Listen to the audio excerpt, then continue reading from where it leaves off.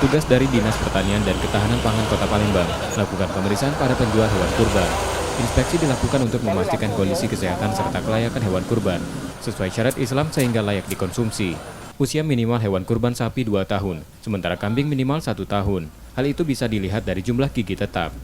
Pedagang yang diperiksa petugas mendapat sertifikasi kesehatan hewan sebagai bukti telah memenuhi syarat. Sementara hewan yang tidak memenuhi syarat dilarang untuk dijual. Masyarakat diminta membeli di tempat yang telah diperiksa petugas.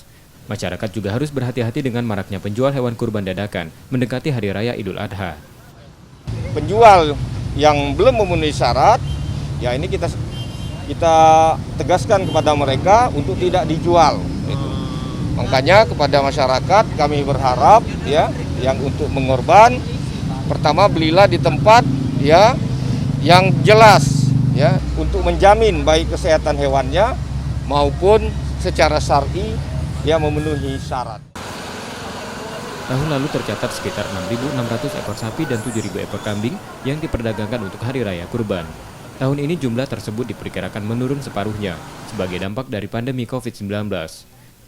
Rizky Nurmizan, Kompas TV, Palembang.